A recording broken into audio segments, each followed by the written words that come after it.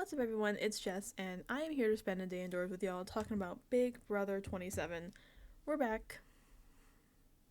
I'm trying to have some enthusiasm. We're back for episodes 10, 11, and 12, the end of week 3 and the start of week 4. And by the start of week 4, it's literally just a start, but we'll get into that in a little bit. And I know you're probably looking at this and like, Jess, you're doing some Monday again. Yeah, I am. Yeah, I know. Usually during the summer, I have nothing going on. Literally nothing. Now I have everything going on. But we're here. We made it. We made it through. We're persevering. And besides episode 4, I mean, there's a lot happening, but there's not a lot. Like, you know what I mean? So, combining these three together is fine. We're working it out. So, yeah, we are here to discuss the past 3 episodes of Big Brother and kind of get into it. I don't know. I'm fried. Okay, I won't say anything if you're watching this and you don't watch the feeds. But if you've been watching the feeds this weekend, you may understand why why my brain is absolutely scrambled right now and why last week feels like 9 years ago. Which I think I say every time, but it's fine. We're gonna get into it. We got a lot to talk about. Some interesting decisions that were made. Some curious moves. Some good. In theory, some pretty good. We'll get there. But yeah. And what the fuck was I gonna say? I already forgot. That's the joy of ADHD. In one ear, out the other. You know. But we're managing it. We're making it through. We're persevering, regardless of everything. But yeah. Let us get into it. And we left off. Lauren made her noms. Can you believe it? The most original noms of the season. Apparently, if you're the HOH on Big Brother 27, it is against the law to nominate somebody who has not been on the block already. So, that's why we're back with Kelly, Keanu, and Will. Sure. I guess. It's fine. They're not the most exciting noms in the world. They're fine. You know, whatever. And you know they've been on the block too many times, and even Keanu and Kelly were like, here we go again. Bring it back. Even though Kelly volunteered, so if she was gonna complain, you have no right to complain. Stop volunteering then. You did yourself. Only person that's not happy, if you can believe it, Will. Will is not happy at all. He is super pissed that he's on the block. He is... I mean, I wouldn't be happy either. Because name a reason why you had to put Will on the block. Literally nothing. Because you don't want to make a move. Because you're playing scared. And he says that in that room. He's like, what the hell is this? Even he knows. He's like, pick somebody else. Look at this whole house. Anybody. Nope. Will. So he's out in the backyard. He's not happy. He has quite a few people there that are like, it's fine. We'll make it through the week, you know, just gotta keep it together, keep it cool, and we'll do good. We can persevere. Because Will is trying. And Lauren, you know, those are her noms, so that's the choice she has to live with. I think she says as well, like, when Jimmy goes in the backyard with the group that is talking to Will, and he goes upstairs to Catherine and Lauren and is like, hey, you might need to give him a minute. He is not the most happy with you. And Lauren's like, well, I'm the HOH, so, you know, I gotta stand by what I do. I guess. Girl, I guess. You are, in theory, the HOH. So, yeah, you gotta hold your noms down. She does go talk to Will eventually once he comes back in, and she's like, I'm so sorry, you know, I don't want you to go. Will's like, yeah. And he's in the diary room like, yeah, I started zoning out. I don't know what the hell she was saying to me, but wait till I get HOH, you're gonna regret it. Because it baffles my mind when people win HOH and then they nominate people and they're like, I'm so sorry, I don't want you to go. I'm sorry. You're the HOH. You, first of all, if you didn't want them to go, don't put them on the block. Rule number 1 of Big Brother. Don't do that. Number 2, why are you apologizing? You're the HOH. Own your shit. Be like, I put you up. This is why. I hope you can understand. No, I'm so sorry. That's how you get manipulated. Unlike some, like some people get manipulated by their noms, and they feel bad for them, and are overly apologetic. Not gonna name names.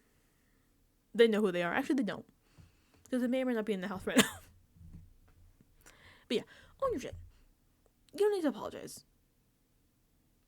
Well, you don't have to be extremely apologetic. You can be like, listen, I'm sorry. But it's not personal. It's game. Maybe that's just me. Maybe I'm just the villain. I'm like, it's my noms. I don't care. This is Big Brother. But yeah, she's very apologetic. Will zones out. Doesn't care. He's like, yeah, whatever. Sure, Lauren. Okay. Right. Fair enough, honestly. I also would zone out. I feel like that's the theme of Lauren's HOH. Lauren's HOH. Zoned out. Even like when she was having her one-on-ones and she was like talking to the screen like and not looking at it. She's like having her people are talking to her and she's like, Yeah, I have a lot of that should be the theme of her HOH. Lauren zoned out. It's fine. Yeah, we get a few conversations throughout the day before, the veto draw and the veto competition happened. There was a conversation between Kelly and Lauren that Kelly says something that makes my eyes start twitching, which is a classic Kelly. Crazy ass Kelly. I believe she's in the diary room where she said this, that she's on the block winning comps and is building a resume. Let me tell you something. I mean, I've never played Big Brother, so correct me if I'm wrong, or if this is not true. If I'm in the Big Brother house, and someone's winning a lot of competitions, because they've been on the block a lot, like doing a lot of videos, a lot of the blockbusters, whatever, I think it's one thing if, like, they're being targeted and they keep saving themselves, but okay, that's, impressive, you keep your competition, you're winning. It's another thing when you're volunteering yourself to go on the block every week. That's not impressive. That's not building a resume. That's being an idiot. That's being a dumbass. I'm not gonna, if I'm in that house and Kelly makes it to final 2 by the fucking grace of God, some miracle, Asmodeus himself, Kelly makes it to final 2 and is bitching like, oh, look at my resume, look at all my wins. I'm like, yeah, but you won those because you volunteered yourself to go up. That's not impressive. That's so I wouldn't be impressed by that. If you were like targeted week after week after week and you keep saving yourself, yeah, that's one thing. Putting yourself up is not impressive. I don't care. I don't care if you do it one time. I don't care if you do it for 9 weeks in a row. I don't care if Victoria herself was like, it's not impressive. That's not a good resume move. Putting yourself up as a pawn every week is not impressive. It's like, I wish we could get, this is what happens when you get people who don't watch Big Brother. Because she's trying to go by the Tucker playbook. Mind you, Tucker didn't even make jury, so, and it wasn't impressive. Yeah, he won a lot of comps, but at least he didn't volunteer as much as he volunteered, but not like Kelly every fucking Tuesdays. There she is on the block again. Here we go. Here's Kelly. Big Brother, please. Get people to watch the show. This is not impressive. It's not a good resume move. I would not, if I was a juror, I would not be impressed. I'd be like, that's the move you're toting? That you keep putting, you won a lot of comps because you made yourself a nominee? No, thank you. I would vote for anybody else. Well, most people. Yeah. Crazy. She said that and I was like, are you kidding me? That is not impressive. But I can keep rambling. I could ramble about this all day. Because it's crazy. Okay. Bringing it back down. And there's also a couple talks about the renom in case the veto is end up used, in case the veto ends up being used. I talk fast and I apologize. I'm trying.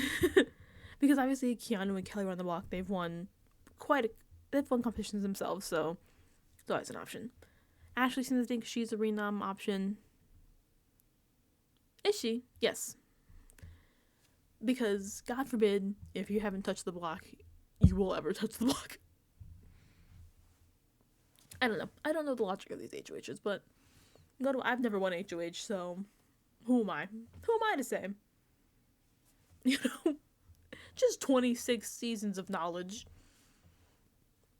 But I don't know. Why would you put somebody new up? Crazy. But yeah, they're worried about Ashley and Will and Mickey are like, Ashley's probably the renom option. You may bet Ashley's probably the renom option if there is a renom needed, but what are we gonna do? Put somebody new?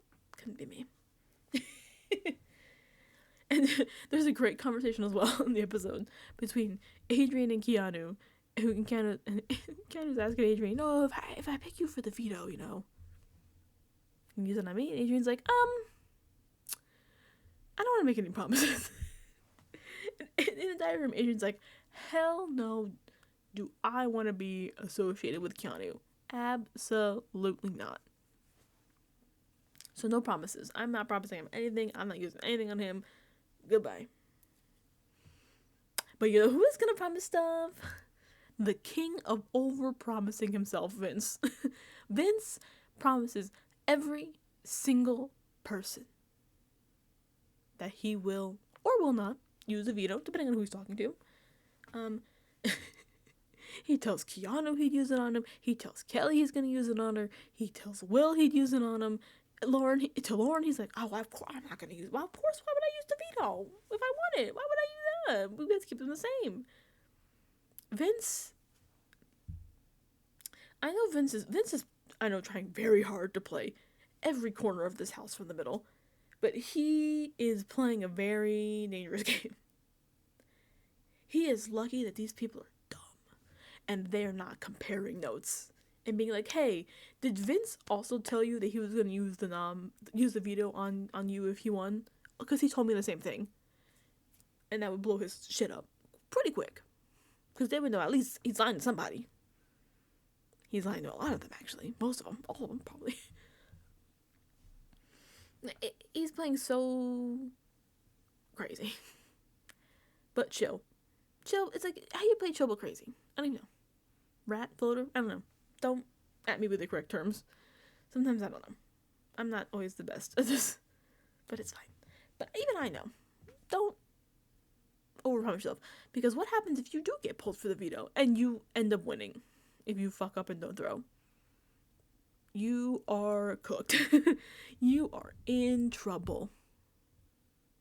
But why would he just, what are the odds? You know, all these people, what are the odds he gets pulled for veto? Who knows? We also, Big Brother is gonna Big Brother. So we do get a showmance love triangle segment. Now, this is between Zach, Morgan, and Lauren. Mind you, every single time this season they have done a showmance edit, pretty much almost every single time, they only show the men's diary rooms and their thoughts. They have this whole segment on the little triangle line between Zach, Morgan, and Lauren. Because Morgan likes Zach likes Lauren, and Lauren is here to play the game. This is a quote from Vince. They asked Vince. They asked Vince about this, but they didn't have, and the whole diary room thing is told from Zach's POV in the diary room. And they get Vince's input, but guess whose they don't get? Morgan and Lauren. The other people involved. But, I think we've got to hear Vince's perspective on this, because, he's in this as well. No, he's not. Big Brother, what are we doing? If you're gonna do showmance segments, you have to have all of the people in the showmance in the segment. You can't just be like, this is the showmance, but only Steve's gonna talk about it. No. No, we only get to hear from Zach, who's like, "Oh God, I think I might be leading Morgan on. I don't know. You think?" Mind you, Zach, every time Morgan's flirting with him, he's like, "Okay, oh really, really?" And also, his flirting. Listen, I'm not the flirt queen, but he's like interviewing them. He's like, "So, what was your initial impressions of me when I came into the house, and how has that changed? Am I applying for a job? My initial impression. What does that matter?" That was like, sure, I get it. Maybe he don't have a game. I don't know. I mean, I know, but like, even I know that's not really flirting. But he definitely. It's so funny. In the clips they show, it's definitely a lot more chemistry with Morgan than it is with Lauren. But I mean, we don't get to hear their point of view, so who knows? Who knows? Big Brother.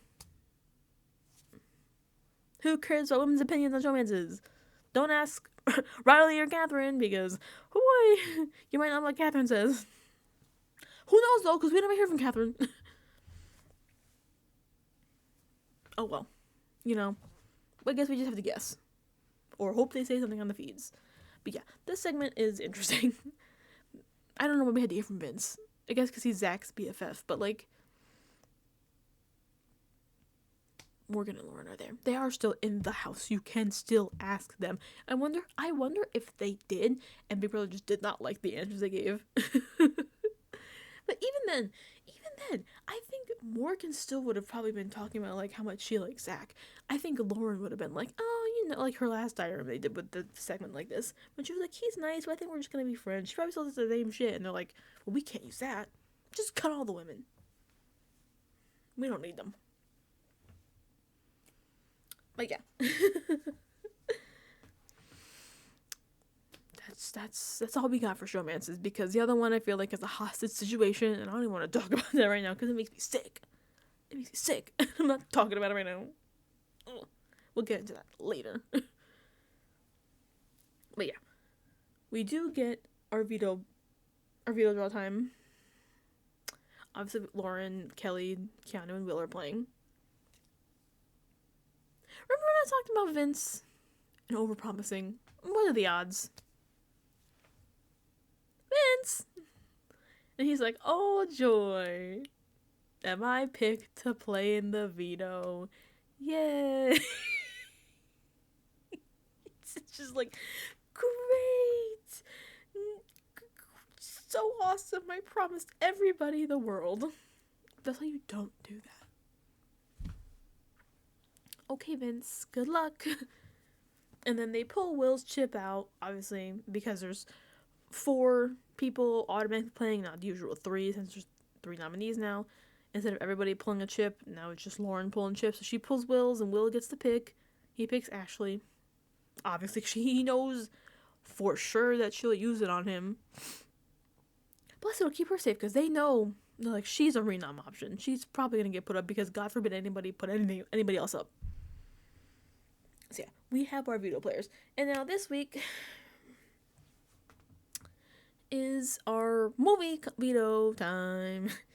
We've been getting these a lot the past few years, where every year they'll have a veto competition sponsored by a new movie coming out. Last year was Wild Robot, which I think was probably I haven't seen Wild Robot, but I heard it was incredibly good. And I think that was probably the strongest movie they had. They've picked some questionable movies. Remember the year was Dear Evan Hansen? I think I would have been like, I would rather lose veto than have to sit through Dear Evan Hansen. I'm sorry. That movie didn't look good. But I guess when you're deprived of entertainment and TV for like 2 months, you'll watch anything and be happy. So this year's movie, The Bad Guys 2. Have you seen one? You better have if you want to watch this movie, I guess, but it doesn't matter. Nobody, let me tell you something. They, before the veto comp, they bring them all down to the living room. And they are like, oh, movie time. They have a video of, like, some of the cast members, like, hi, Big Brother, blah, blah, blah. It's Aquafina and Anthony Ramos. Cool. they play in the trailer. Nobody on earth is more excited for this movie than Rachel Riley. Rachel Riley probably could do a backflip. She might not even be this excited if she wins the whole damn show. She's about to backflip. She's like, the bad guys too. Because she loves this movie. She watches it with her kids. She's like, this is the best. She knows the characters. She's hyped. She's hopping. She's ready to go. She's not even playing, but she's like, wow. But yeah, bad guys too. So our HOH competition, HOH. Our veto competition is heist themed because they're criminals who are getting back into the bad guy game. They're back. 2. Bad Guys 2. That's right. I haven't seen Bad Guys 1, but I got the gist.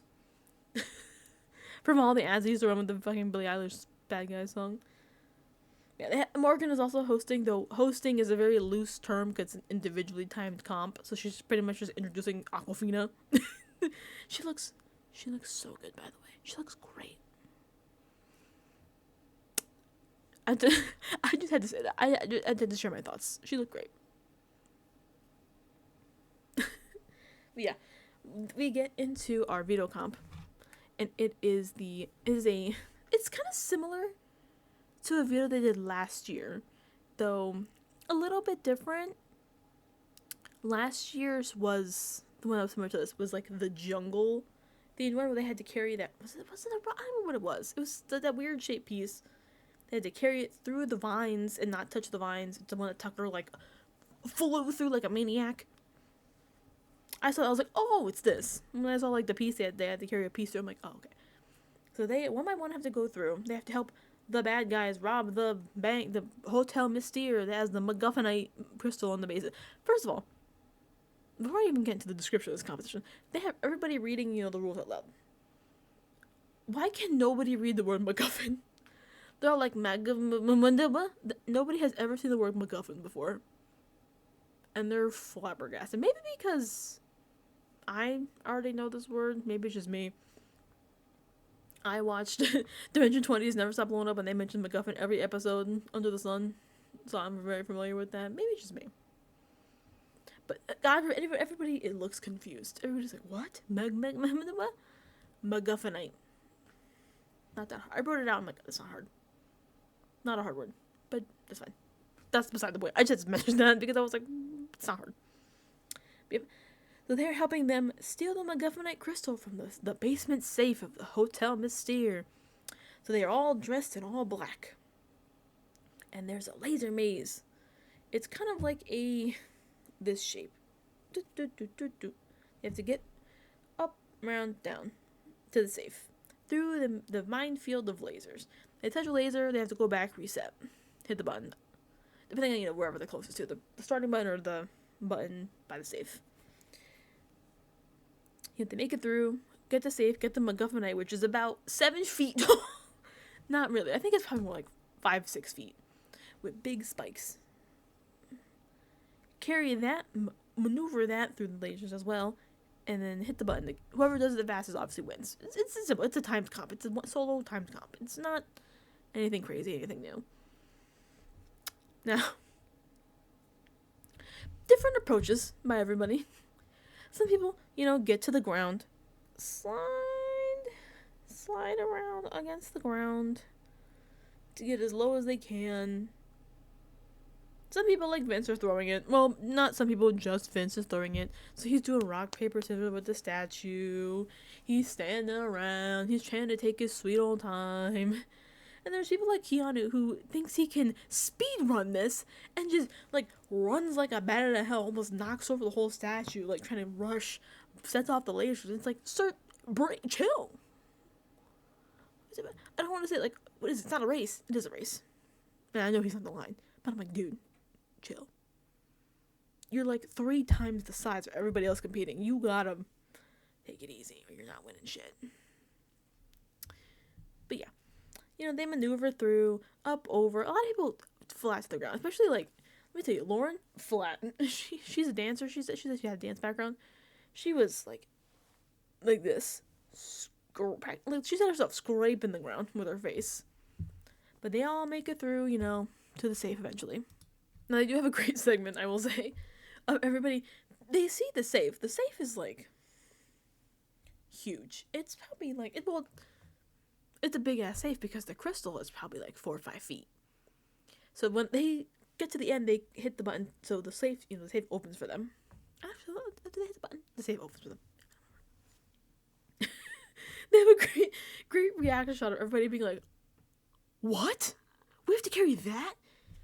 And I'm like, listen, I know many of you have not watched this show. You all watched last season, and you watched that competition where you had to carry the big-ass thing through the mines and not touch the mines. You weren't expecting that it was going to be this big, and you had to carry it? They're shocked, flabbergasted. They're like, oh my god, we have to carry this through the lasers? That's welcome to my brother. Let me tell you something. The editors, listen, I know, you know, we all know, this is not a real rock because it would be so heavy. It's probably styrofoam. Why did they spend so much editing time so that every time the rock, the MacGuffinite touches something, it goes ding, ding, ding, ding, ding, ding, like a real crystal? You didn't need to do that. We know it's not real. You know it's not real.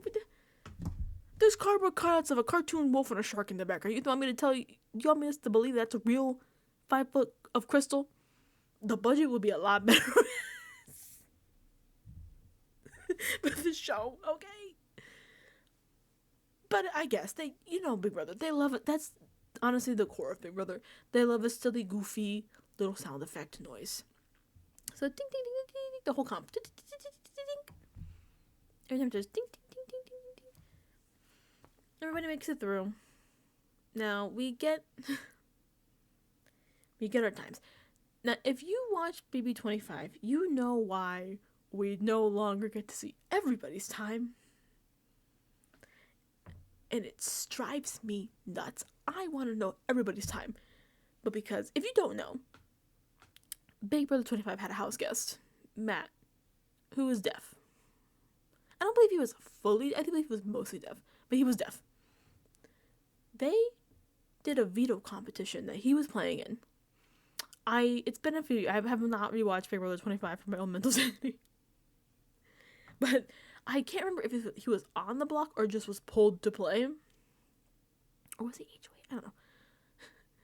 But it was an entirely sound-based competition. They had to go and listen and to like multiple different things to get the clues. And if you can believe it, he didn't do well. And no, because you put an audio-based competition in the season where you had a deaf house guest.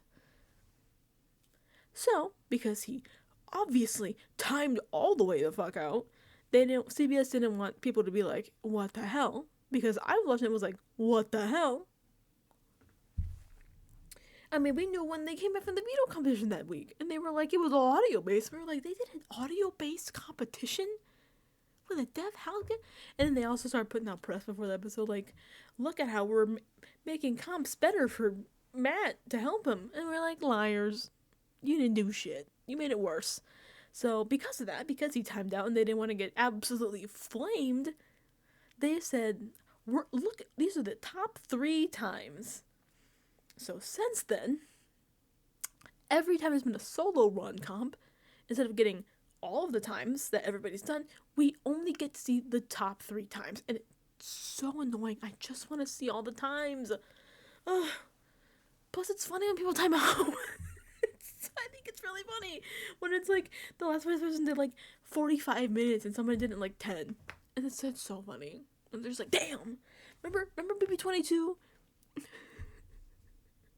Was it like the final like part 2 HOH when like Enzo took like an hour almost and Cody did in like 12 minutes or some shit? Enzo was like, damn. That shit was so funny. But it's fine. That's just me. I want to be entertained. But yeah, we get our top 3 times. I wrote them down. I don't remember the times offhand because I'm not crazy.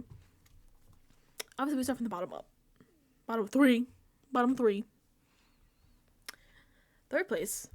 10 minutes and 1 second. Vince. Vince's like, whoo! I think if he didn't throw it, he actually might have did pretty well. He might have actually won. But third place is pretty good. You don't want to be too good. you're gonna be like, oh, I almost made it, 1 minute second off, and they'd be like, this guy's too good at comps. This guy's pretty good. But third's fine. Third's middle of the road, you know. Second place, with a time of 7 minutes and 22 seconds, is Lauren. And Lauren's like, uh-oh. What are the odds Keanu beat me?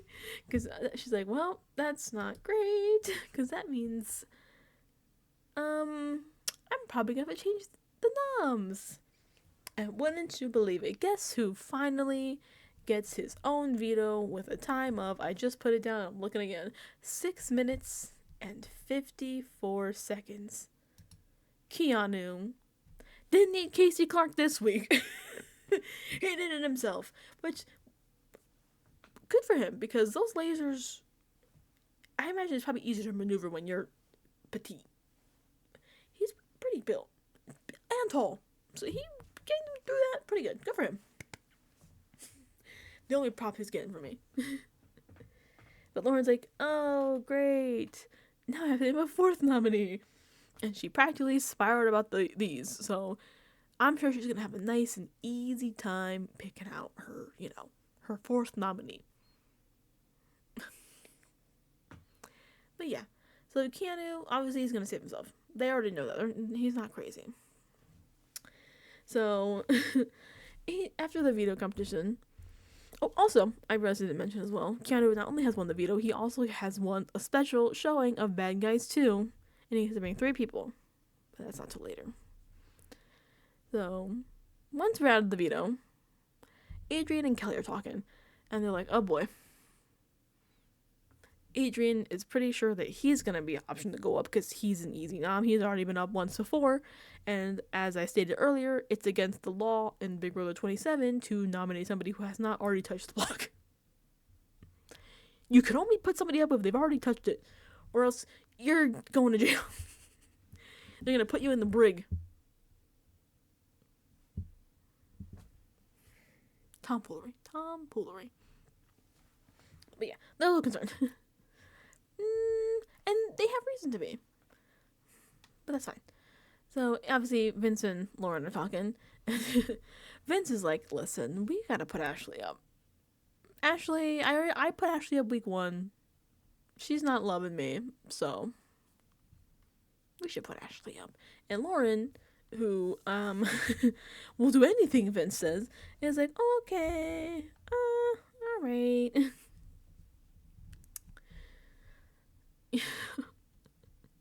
Oh, Lauren. Lauren stresses me out this whole week. That's what are considering Adrian as well. But they are definitely leaning more towards, putting up Ashley. Though, Catherine is like, I think we should get Will out. Sure, Catherine. Whatever you say. But yeah, I don't know. Trying to discuss this renom thing, I'm having a heart. Because if you watched the feeds last week, this was days and days and days and days of Lauren spiraling about this renom, about this fourth option. Days. She could not make up her mind. And I don't even know if she wanted to make up her mind. I think she wanted somebody to tell her to do anything. She was begging for somebody to just be like, tell me what to do. Please tell me what to do. I don't want to pick somebody. Just tell me. She was begging Vince. But Vince was like, alright, we're going to put up Ashley. Thanks, guys. Boop. See ya. So, poor Lauren. No, well, not poor Lauren. Because I don't feel bad for you. You're the HOH. Stand up. Girl, stand up.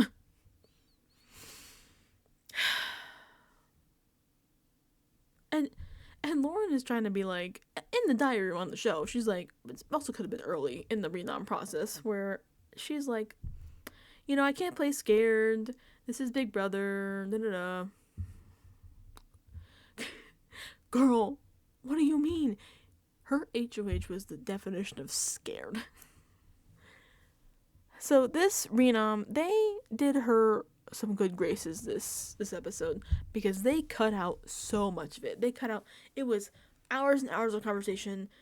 She would have one-on-ones, a couple one-on-ones, and have to go talk to Vince. More one-on-ones, back to Vince. One-on-ones, back to Vince. Because she could not just lock in a decision that was her own. Even in the episode, there was a conversation between Rachel and Lauren. Now, Rachel has been clocking Vince's game. She's starting to clock on here that Vince is kind of playing a lot of little people. Like, she's sweeping. She's just trying to sweep for the house. She walks in on Lauren and Vince having a one-on-one. Not once, but 2 separate times in the span of like 20 minutes. And they're like downstairs, like in the back room or something. I don't even remember where they were. Was it the back room? Like, she walks in like, hey, I'm gonna Swiffer. Oh, my bad. And they're like, oh, don't worry, you can come in, it's fine. And they scatter her up to the gym. And then who comes walking in like 20 minutes later? Rachel with the Swiffer, like, oh, you're up here too? I can go. She's like, I'm not following you. But Rachel's like, that's weird. Yeah, we're down there, now you're up here. So you're trying to have a private game conversation. So she's pretty much clocked. They're pretty close game-wise. So she's having a conversation with Lauren in the HOH room. And I wrote this quote down because it was so funny. When I thought she said that, I was cracking up.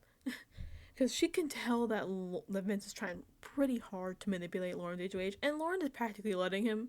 In fact, Lauren is begging him to run her HOH. But she says to Lauren, Rachel says, Lauren, you're beautiful, you're smart, you are a strong woman, you have everything going for you. There is no reason why you should be letting, there is no reason why you should feel like you have to listen to someone that's unemployed in their 30s. And Lauren is like crying a little bit while they're talking. But then Lauren in that room is like, that was pretty rude about my dear friend Vince. It was the truth. He is unemployed in his 30s. That's true. And Rachel is correct. Why are you listening to him? And then Lauren is like, well, she's saying that to me, but Rachel's trying to run my HOH. You're not even trying to run your own HOH, Lauren. You were begging Vince to give you anything.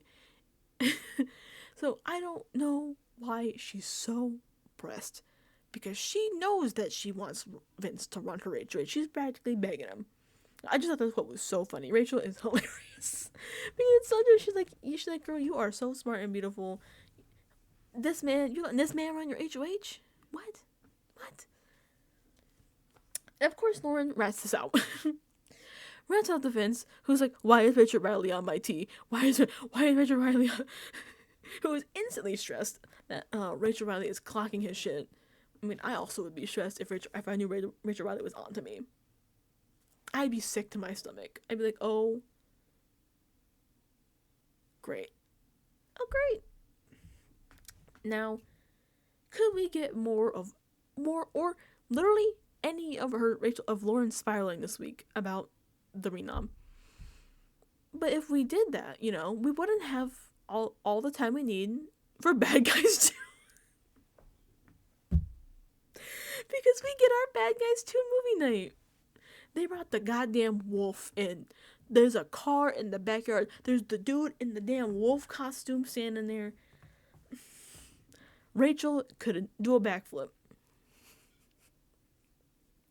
But Keanu picks Ava, Rachel, and Jimmy to be his movie buddies up in the HOH room.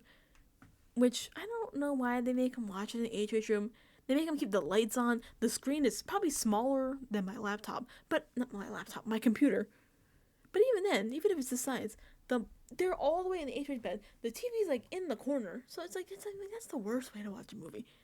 All the bright ass like studio lights on. And the TV's small and far.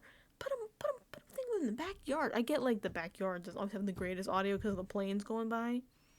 But you could definitely set up, like, a projector or a screen or something and have them sit in, like, the chairs or the couches in the corner. There's the couches in the corner. Put the screen, like, move the couches, just or slide them to the middle, put a screen. Watch the movie. No, HOH room upstairs. Whatever. But Keanu has explained his choices to us.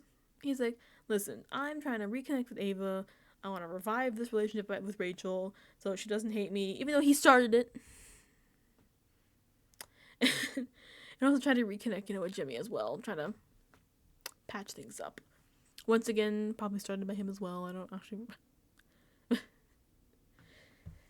But so, back to the renoms, because I'm going to be so real, I don't think anybody gives a shit about the Bad Guys 2 movie, and I'm not talking about it anymore. They watched it, it was fine. They were like, sure. So obviously the main conflict with Lauren and her renoms is her two options the only two options that she could possibly have. Adrian, Ashley. Now for her game, from our perspective, the correct answer is Ashley between those two. Because Ashley is definitely not a number for her. Ashley is on the other side, even though there's no real solid sides, I guess. Because there's no big named alliances, really, besides ones that don't really matter anymore. There's sides, in a sense. But not Morgan. Well, Ashley is on the Morgan, Mickey side of things. So, she's not on Lauren's side. So you would think that's the correct answer. But she's considering Adrian. Adrian, who is the worst choice. Because he is a number on her side. He is loyal to the men. For some fucking reason. But that's his number solidly on their side. And you would think that she would clock that by the conversation she has this weekend. Where Mickey, Morgan, Rachel, Will, everybody is pitching Adrian to her. Adrian, you should up Adrian. Ashley goes up there to talk to Lauren about 9 times. Like, so many times over the weekend to convince her, like, do not put me up. Don't put me up. Don't put me up. Don't put me up. Adrian, I don't remember if they show his conversation with Lauren in the episode, but he's pretty much like, he doesn't really, like, fight it like he should. He definitely did not put enough oomph into his argument. He was like, I don't really want to. Ashley was up there constantly. Beating it down to Lauren, like, do not put me up. And Ashley has numbers to back her up. And this is where Vince and Zach really fucked up. Because were not checking up on her. They're like, okay, Ashley, cool. And then just boop. It gets to the point. They don't show this in the episode. But it was crazy. It's the day of the veto meeting. And when I say the day of the veto meeting, I mean it's like 5 minutes before the veto meeting. And Zach goes up to talk. Was it? No, it was Vince. Vince goes up to talk to Lauren. Like, okay, you're ready to go, I'm gonna put up Ashley. And she's like, Vince, I don't know, I think I'm putting up Adrian. And Vince is like, hey, what? Excuse me? What do you mean you're putting up Adrian?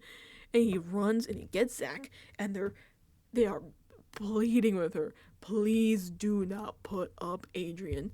It's so close to the veto meeting. They are paging her. Lauren, please go to the dining room. They page her about 4 or 5 times. But she can't go because she's being cornered by Vince and Zach, who have realized too late that they did not spend enough time with her to lock this in.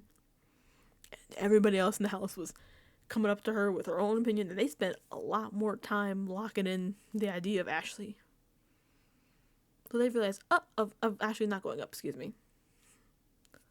And they're like, and Vince and Zach are like, uh-oh. Don't do that. Please don't do that. Please don't do that. But the feeds go down. The feeds. We get to our veto meeting.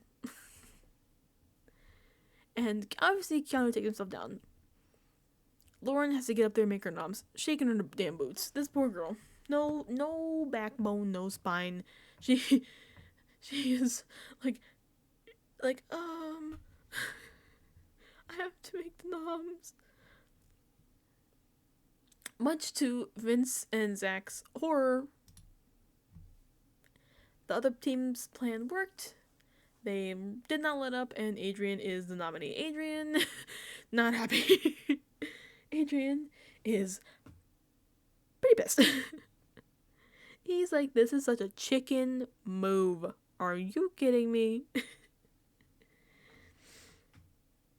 And it wasn't a good move. It was the absolute wrong move for her game. She definitely should have put up Ashley. Ashley was not a number for her. Adrian is a number for her. I don't know what the logic is with these people. Like, I don't even know why she had to pick between just Ashley and Adrian. She had a world of options that she could have put up. But I don't know why she won HOH, because she was so scared. She spiraled that entire weekend. I'm surprised she didn't go bald from the stress. She was crying multiple times. She was like, oh my god, I don't know. Do I do Ashley? Do I do Adrian? Do I do Ashley? I don't know. What do I do? I don't know. And Kelly is also now pissed at Lauren. Because Adrian is her BFF, and now they're on the block together. And Kelly, so, not happy. I think pretty much only Ashley's pretty happy, like, yay, I'm on the block. But yeah, Lauren has not made a lot of people happy. And that's the problem with just playing it safe, because you can't just play it safe and think things are going to be hunky-dory, because people are going to, you're putting these people up on the block, they're going to be fed up pretty quick, because it's not nothing new, it's not nothing interesting, it's not a big game move, it's not even a good game move, it's just like the weakest move to just put the people of plastic. That reminds me, I almost forgot the most insane, no, was that last episode? Never mind, scratch that, never mind. But just putting up the same people who have been nominated every single week is not interesting, it's not new, it's not a good game move. It's like Kelly being like, me volunteering is good for my resume because I win comps. That's not how that works. If you're putting up just the same people purely because, oh, they've already been up, so it's the least blood on my hands. No, nobody is going to win them because I did the least moves. That's not, I'd be like, what? That's not a game I would affect if you did nothing. If you're like, I played scared the entire way, and here I am, final two. And I'd be like, I'm not voting for you. You're not getting my vote. No, I'm not voting for you. Why would you get my vote? What did you do? Name one big thing that you did. And then Lauren didn't even do half this on the room because she was just so afraid. And she needed Vince to, like, hold her hand through this week. And he didn't. He let go, and she put up Adrian. I don't know. The logic isn't here in this house. I think there's like a gas leak in this house, or like the mold in the ceiling tile is infecting their brains, because the logic this week is not there. The logic any of these weeks is not there. But yeah, even getting into the live eviction episode, even Julie Chen, even Julie is like, none of the power players are on the block. Only the pawns.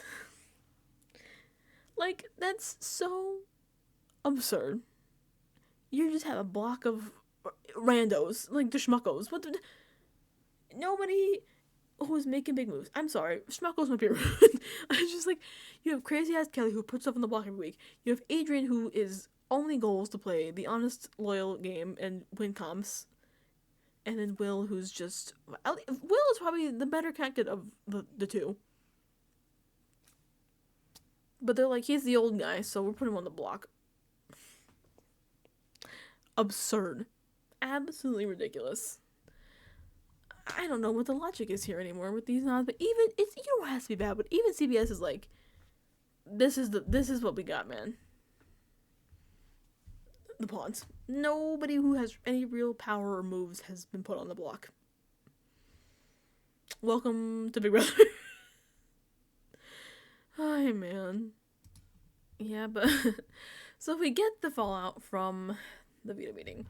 And Lauren says in the room that she picked Adrian over Ashley because Adrian would have the least fallout because Ashley had so many allies and she would piss them off.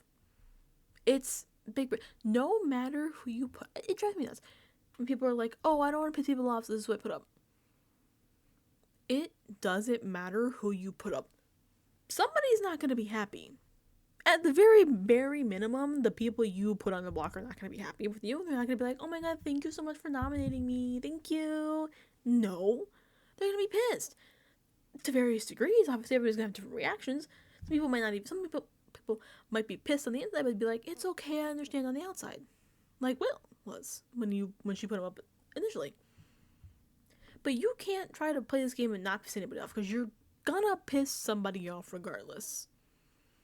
So just, at least if you're people are gonna be pissed off, people are gonna be mad, upset, at least make a move. At least like, okay, these people are mad at me, but at least I got a big target out. I got someone who was gunning for me out. I got, this really strong player out. Not, oh, people were mad at me, so I just picked the 3 people who were on the block last week or something. Like, that's not.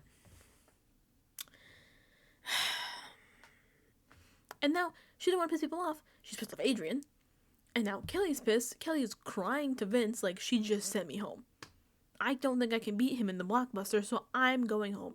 And honestly, depending on who was next to her, she probably could have. There's a really strong chance that Kelly would go home. Depending on who she sat next to. Depending on how the votes fall. So, I mean, is it also Kelly's fault that she's on the block? Yes. But Vince is like, damn, dude, I didn't tell her to put this up at all. Why the hell is Adrian up? You didn't do nothing. You have to know you have to leave. I am so sorry. That was probably really loud. I talked with my hands too much. I'm very sorry. But yeah, Vince, I don't know why he didn't check up on her more. He just let her get steamrolled by the other side. So now Adrian's up. And Kelly is not happy. He's not the most excited. But, it is what it is. And Lauren, she's not playing scared anymore. According to her, I don't want to play scared anymore. Because there's nothing else you can do now. What else can you do now?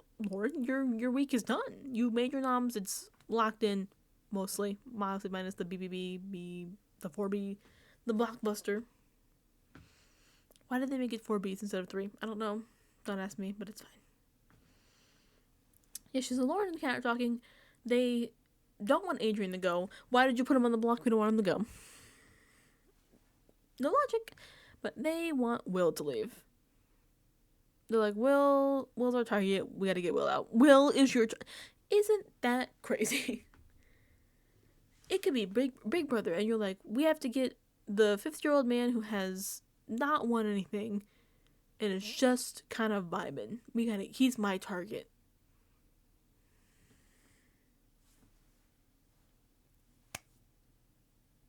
I know y'all see the same screen I see.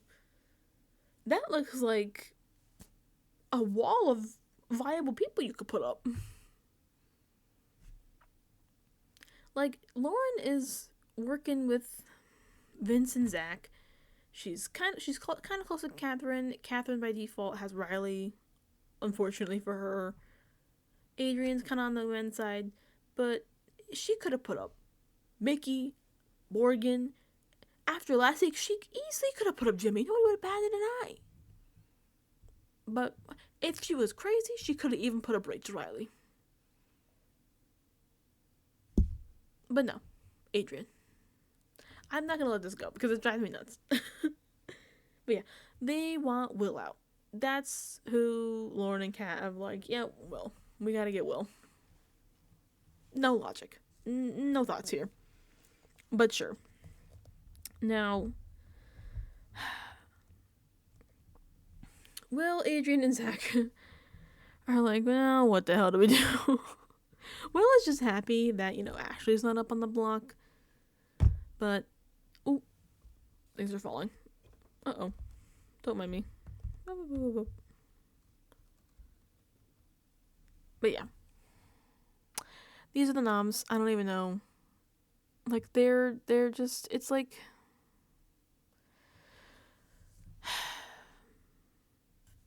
I don't know. I just don't even know what these people. It's like I, it's not even like it's a good move to get any of these people. I mean, I guess Kelly maybe would be the good person to get out. Like if I was in the house looking at it, because Kelly's the most unpredictable. But I know they're looking at Adrian as well because he's proven he can do pretty well in comps.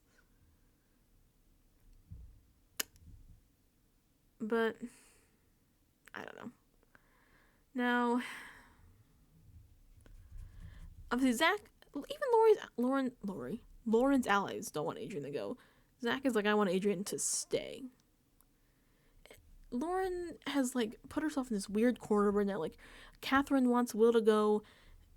I guess Zach does he really say? I don't know if he really cares between Kelly or Will who goes. I assume because him and Vince are kind of playing the middle. He doesn't really. I don't know if he really says for sure who he wants to say, but they kind of agree that like Will's probably gonna have the votes for most people. The odds of Will leaving are pretty low. You'd have to put in some real work to get the votes down. Well, depending on who he's sitting next to. But yeah, these are the noms. These noms are so stupid. It's so hard to try to talk like logic with noms that just make no sense. But it's fine. And now, triple threat. Triple threat. This alliance. Oh boy. Mickey, Morgan, Jimmy. Mickey and Morgan are still a little iffy on Jimmy after his HOH last week. You know, they're still not very happy with the fact that he just kind of didn't really include them in any of his decisions. Despite being his final three, he kind of just made his own noms, like, this is what I'm doing. Didn't take really anything they had to say into consideration, which is not great when you have a final three that you're trying to lock in and carry to the end. You have to, I mean, obviously at the end of the day, your HOH, it's your say. But you have to at least be a little open. Even if you're not open, just pretend and then say, hey, I decided to go with my noms. It has to be like, at least you considered. But they're really looking for other. Mickey and Morgan are trying to look elsewhere. Now, Morgan is pretty close with Zach and Vince. Probably too close. So she has her own little final three with them, which she tells Mickey about, like, hey, I have a final three with them. I can bring you in to make a final four. Though, Mickey's like, you didn't really we're not, you're saying final four, but we haven't locked it in with them too as a foursome. You're just telling me, oh, I'm bringing you in, it'll be a final four. And Mickey obviously is not super happy that Morgan's so locked in with Vince and Zach. I mean, I think pretty much most people know that Morgan has a crush on Zach. And she's super close with Vince. So, Mickey has reasons to be pretty hesitant about that. Now, Mickey. For some reason, decides to tell, of all people, Adrian about the final three between Morgan, Zach, and Vince.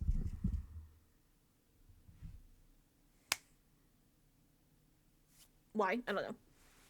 And when Morgan is talking to Zach and Vince, Zach's like, listen, we can split them up. I got the info, and I'm trying to get Morgan to lock in with us and cut off Mickey. So he tells her, like, hey, Adrian told me that Mickey told him about our final three. And Morgan's like, why would she say that to him? I don't know either. And Morgan is not happy about this. I wouldn't be happy either. But this is the house of nonsense.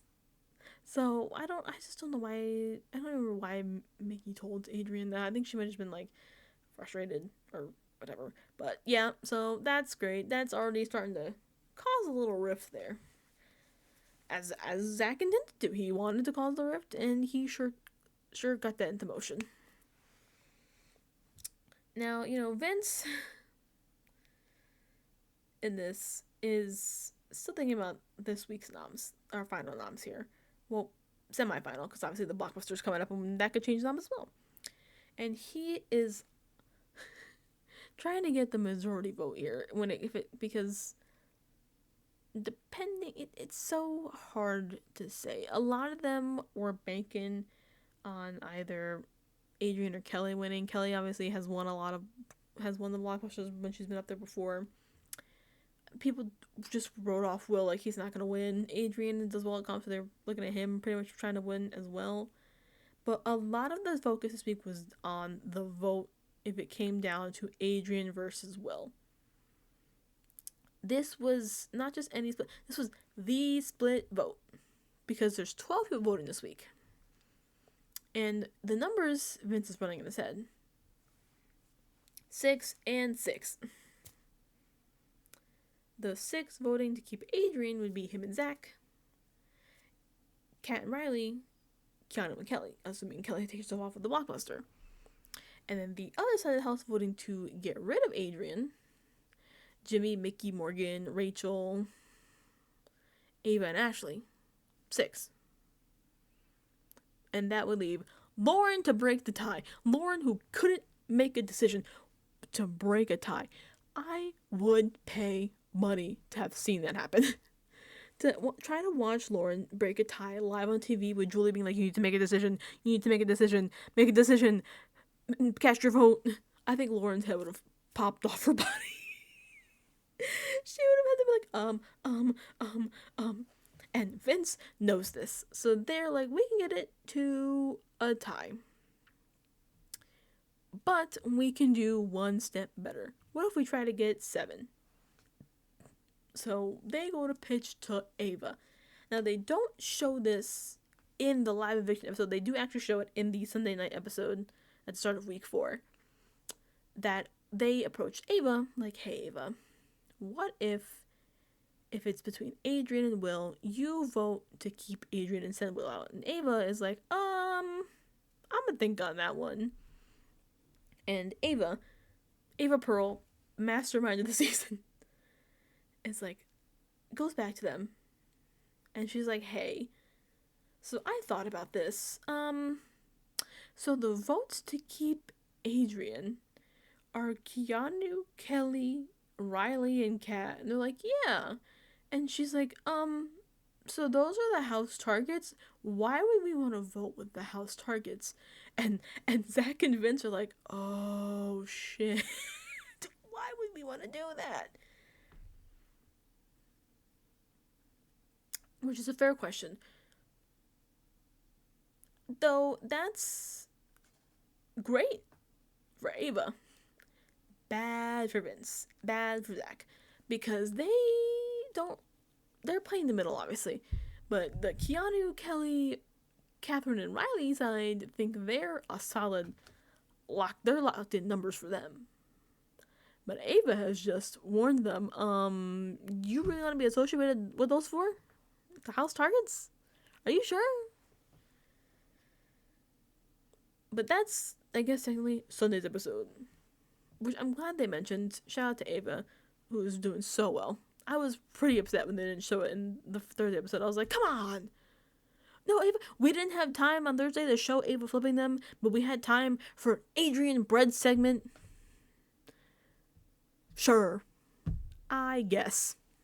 They made that man's whole personality bread. Poor bastard.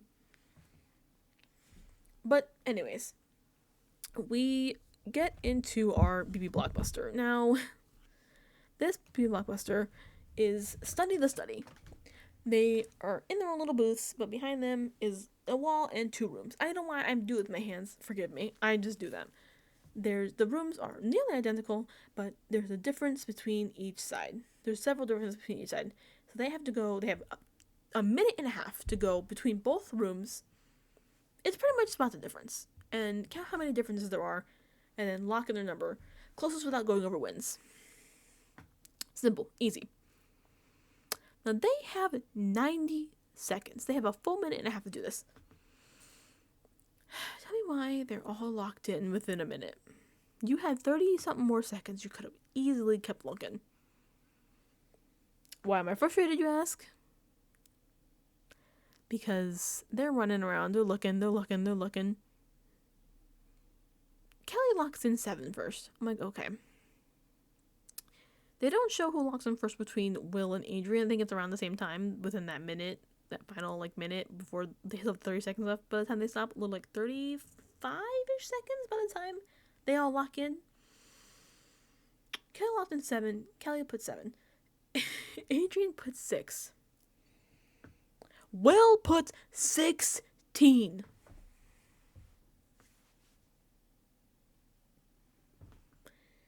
When I tell you, we were really rooting for Will to win. So Kelly would leave. A lot of us were. I was. When it cut to Will's booth, and he had the 16 clicked in, I was like, oh my god. Oh, bro, this guy stinks. What do you mean? If you've been on the chat BCC app that RGB set up, the group chat for BB27 with the alumni, there's a great thing that Quinn from last season sent, an audio file. He loves to send audio files where he's just screaming at the phone. He's like, 16! 16! Well, what are we doing? That's how I'm like, what do you mean 16? You spotted 16 differences in less than a minute? You saw the other 2 lock in, you just went 16. You didn't think, let me use these other 30 seconds to go do a recount. And apparently, at this point, I think he said on the feed, maybe he said on the feed, I saw somebody say this, it just might have been a guess. You guessed? People were worried because the answer was 8. The answer to the B was 8. 8 differences. So congratulations, Kelly. Kelly wins because she put 7 and she didn't go over.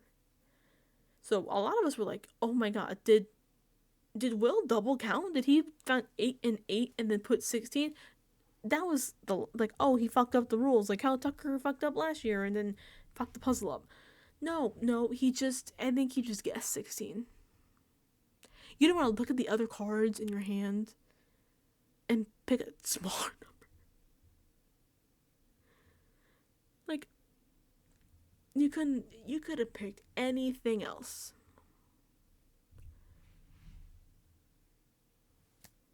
$16. 16 is what you settled on. So, if you can believe it, he didn't win. Kelly wins. Who's shocked? They're not shocked. They're like, alright, Kelly won. Like, literally. I'm sorry, my OBS keeps freezing. I don't know what it's doing. Why it's doing that. OBS, please stop. But yeah, they're not shocked. When they do the whole thing. Come on down, guys. Ooh, who won? It's Kelly.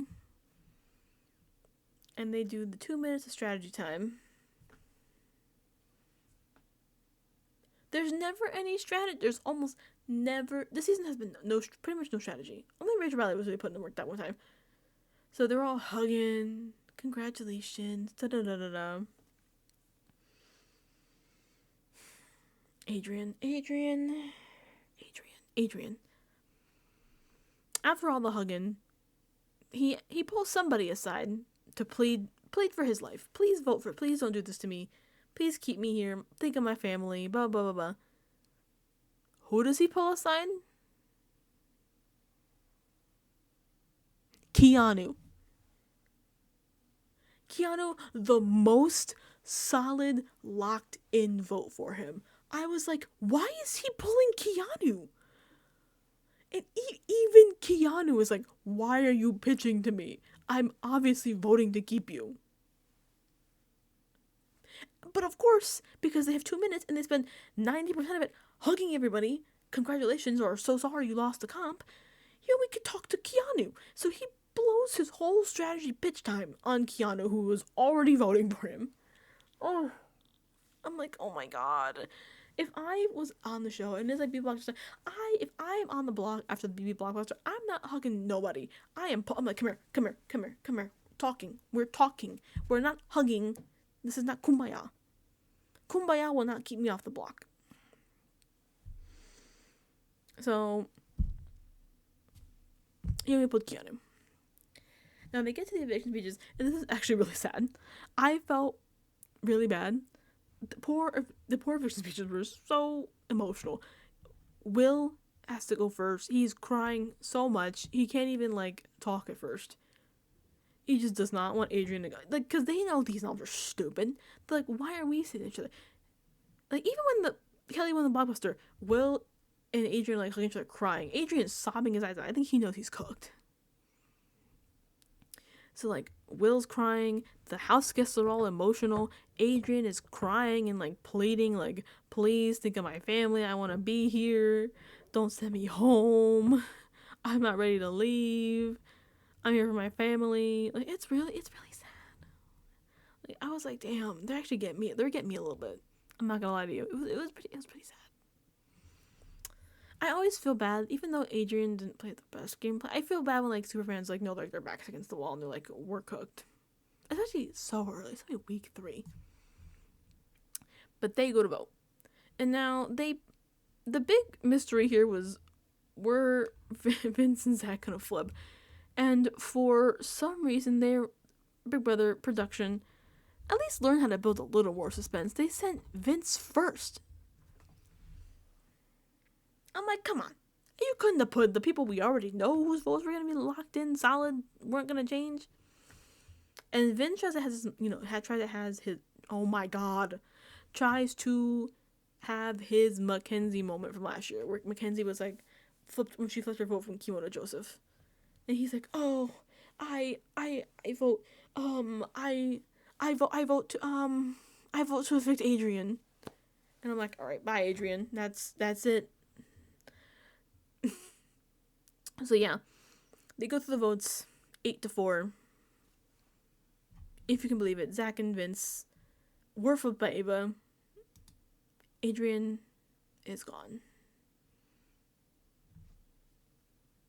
So the only votes to keep Adrian were Keanu, Kelly, Catherine, and Riley. Because, I think Lauren Ted would have fallen off if she had split the vote. And Ava Pearl, mastermind of the season, went to work. So Adrian goes out to this exit interview. It's whatever. I can't speak. The exit interviews this season have been kind of short because of the blockbuster takes up a lot of time. But Julie asks him, because Adrian's like, this is a stupid move. Julie's like, what would you have done? Who would you target if you're HOH? He says Rachel Riley. I'm like, you're crazy. He said, or maybe Jimmy, or maybe Keanu. And Julie Chen's like, whoa. Keanu? She's like, Keanu just voted for you to stay. He's like, did he? And I'm like, oh my god, Adrian. I'm sure he's nice. He seems like a nice kid. But you could, listen. I know he's a super fan. But you can really tell what a super fan loves about who they root for in past seasons, what they love about the game, based on how they play. He definitely was the broy Steamroll Alliance fan. The Comp Beast fan. I mean, didn't he say his favorite seasons in that video, like, they posted online? It was like, what, 16, 19, 22, and 25? Terrible picks. I was like, what? But he was definitely like a level 6 fan. He was rooting for the committee or something. Like, you could tell. Like, he was Hitman fan. Like, you could tell. He was all about the comps and playing honest and loyal, and people were lying to me, and I'm not working with the liars, da-da-da. It's Big Brother. That's the whole name of the game. But sure, Adrian, that's why you're out week 3. He just would no flexibility. Would tell people, if you lie to me, I'm going to target you. That's not how you progress in this game. But sure. He clearly had no sense of the game, because he was determined to not be connected to Keanu, but everybody already perceives him as being with Keanu, whether or not he wanted to be perceived that way. And Keanu was a solid number for him, because he voted to keep him. And Vince and Zach did not. So that is that. Adrian is out the door with his little bread roll, and he's gone. They just say Lauren is playing scared, and he's correct. Maybe he's on a good read, because he really, really thought Canada was not on her side, and that's crazy. But yeah, that's the wrap of week 3. Obviously, we pick up on Sunday episode right where we leave off inside the house. We're a clean slate. Everybody's upset. Well, it's a mixed bag. Some people are fine. Some people are crying. Who's crying? Lauren. I didn't want Adrian to go. He was so sweet. You put him up. I always say this. I think I probably said it a few times in these videos so far. Do not put anybody on the block if you are not willing to watch them leave. I don't care who you put on the block, but you have to realize there is a chance that they could go home. It could mean you could put 3 big targets on the block. You could put a target and 2 pawns. You could put your BFF in the house. Because it's not up to you. The HOH has a lot of power, but their only power is making the noms. And if this house had, God forbid, any kind of real structure and solid named alliances, maybe, just maybe, as a HOH, you'd have a little more control over who goes home. Because you would have the numbers to send somebody home. But because this season is just wackadoo, and everybody's kind of doing whatever they feel like without any thought or logic behind it, there's no set numbers. You don't have the numbers to back it up of who you want to stay. So you can't just be like, oh, I put him up, but I don't want him to leave. That's not up to you. You have no ground to keep that number here. Adrian was a number for Lauren, and putting him up did nothing for her, and now she's crying in the diary room. Like, he was so sweet, I didn't want him to go. Why did you put him up?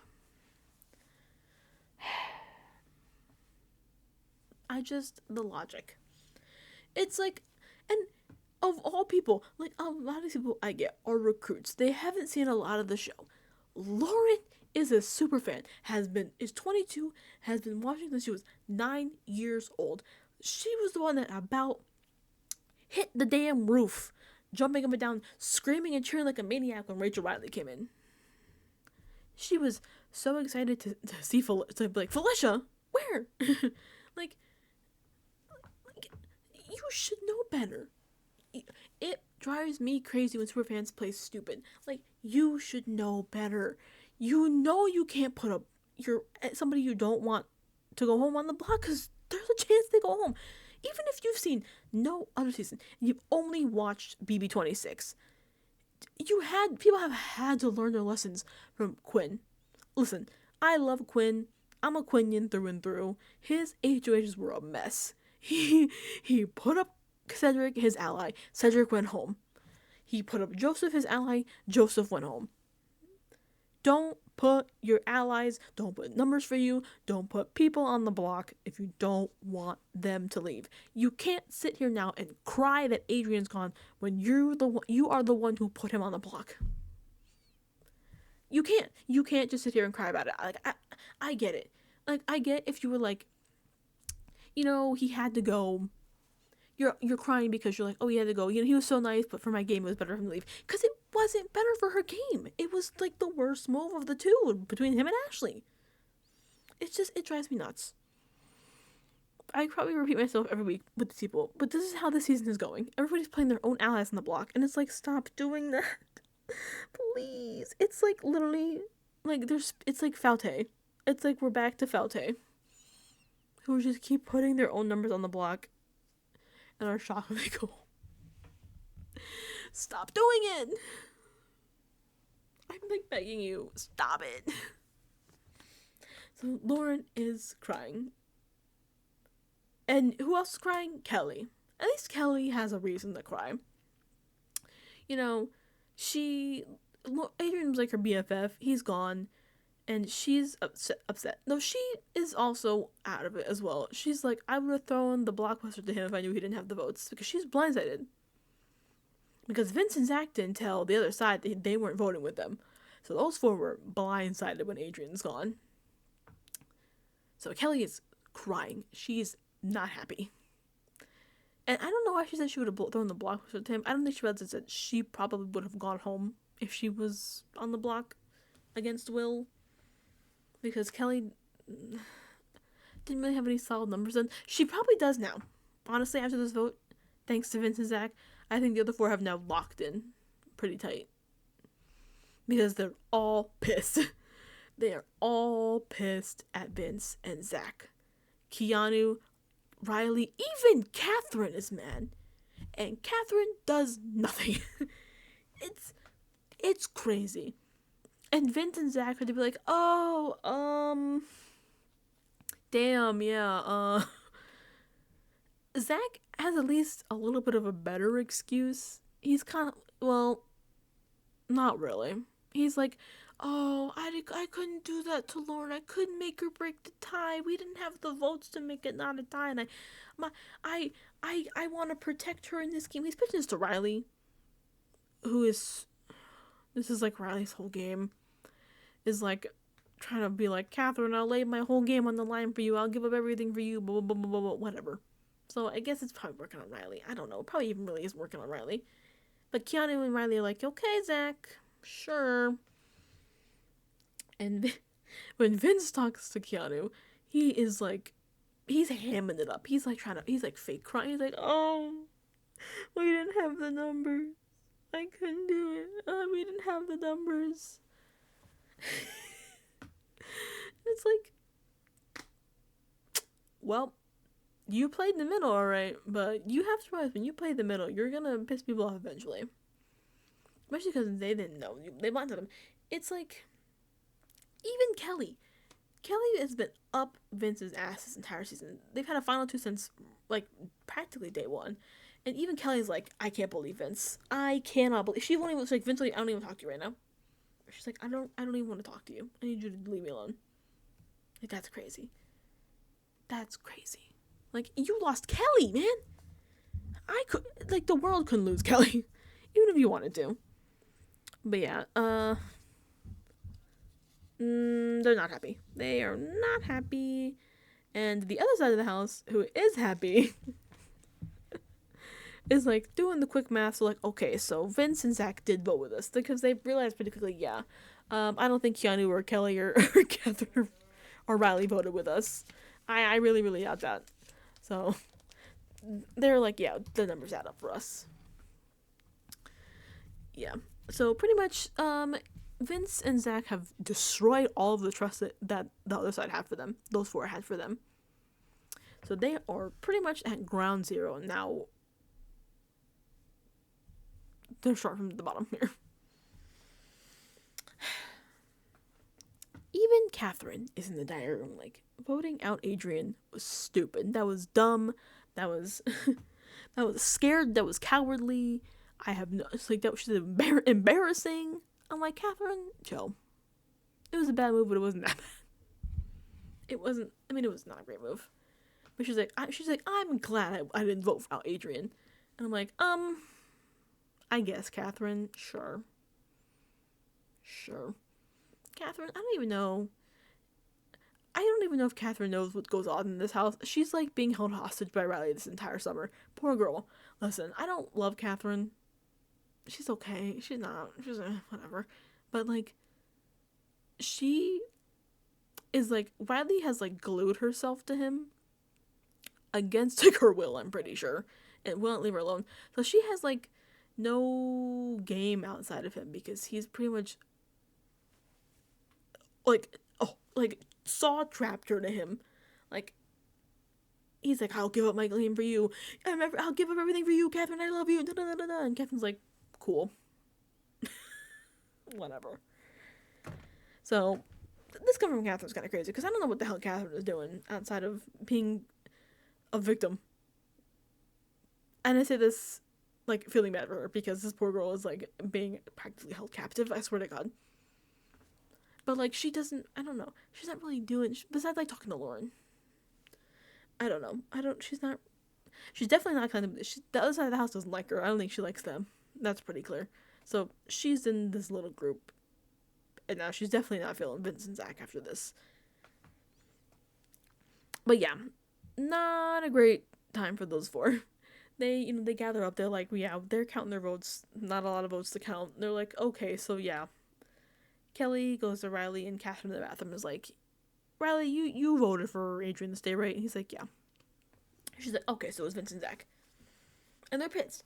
She's pissed.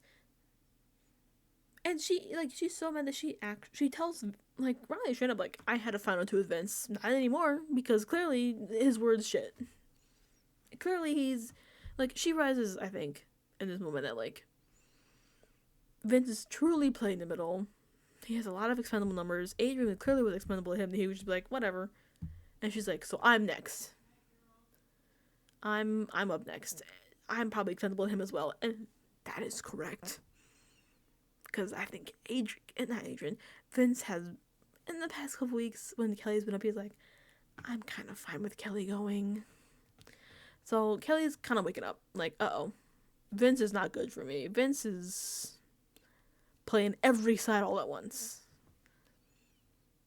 So this is a bit of a rough spot for Vince and Zach going into this age competition because they have now a lot of eyes looking on them. And now this age competition is kind of an interesting take on the balance beam competition that we usually get. It actually is similar to not the gameplay itself, but like the formatting of the game to the HOH competition, the first HOH competition from BB26. In the sense of there's multiple rounds with teams. So obviously Lauren is hosting this. This is the Killer Carnival competition. This is a side note. Lauren's HOH costume for this is so cute. Her little like ringmaster outfit is so cute. I'm like, that's adorable. But I just had to add that because it was a cute costume. I'm like, oh my god, I love that. But yeah, the balance beam competitions, balance beams are all set up. It's every round has a new rule. So round one, there's, oh my god, I'm trying to count people. I can just count on my screen. I just realized I'm like trying to run numbers in my head, but it's right there. 6, 11, 14. No, I'm counting Lauren. Oh my god. I'm just gonna count my hands because clearly 1, 2, 3, 4, 5, 6, 7, 8, 9, 10, 11, 12, 13. 13 people competing. Thank you. I'm sorry.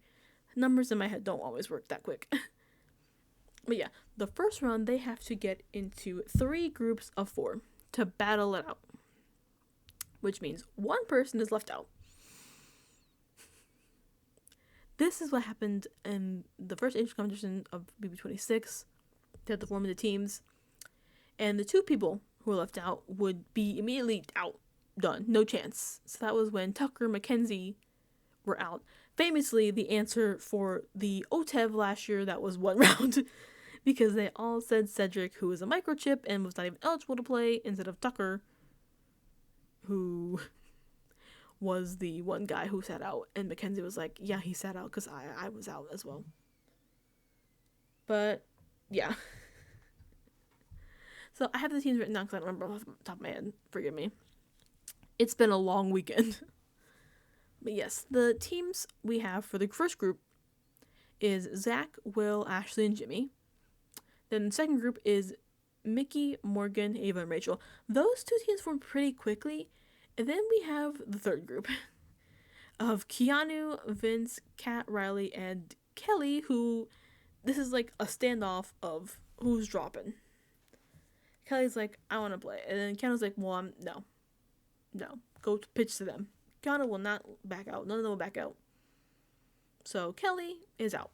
Kelly has to sit out of this round.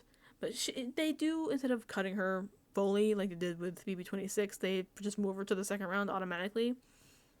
But even the other groups are like, you sat out Kelly? Why would you sit out Kelly? But you kept Catherine and Riley, who haven't won anything. Fair enough. Kelly has won a lot of comps, so I also would be like, maybe Kelly should stay and maybe Catherine should go sit down. Because, I mean, who else was it? Vince? At least Vince has done pretty well in the competition. He was 3rd in the veto. He won HOH. But yeah. I definitely would have tried to keep Kelly on my team because at least she's pretty good at comps. But yeah, this first round was each team had to pick representative to represent their team in the competition.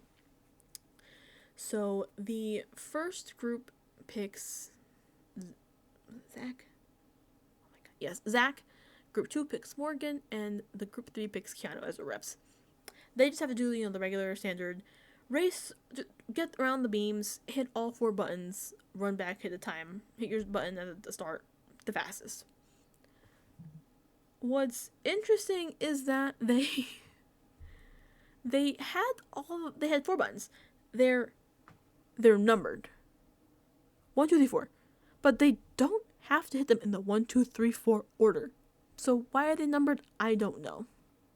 I don't know why they're numbered. They didn't really have to do that. But it's fine. That's just me being picky. But yeah, so they go through. Oh my god. Excuse me. I have cat for me. I just noticed that. They go through. Zach goes first. Zach makes it. I wrote down the times as well. I have no memory. I literally watched this 5 minutes ago. But yeah, Zach runs through it in 35.62 seconds. Pretty good. Pretty good. Not bad. Could have been a little quicker. Could have been worse. Morgan smokes him. 23.81 seconds. Keanu smokes Morgan. 23 seconds flat even. And they're gobsmacked. They're like, the other 2 teams are like,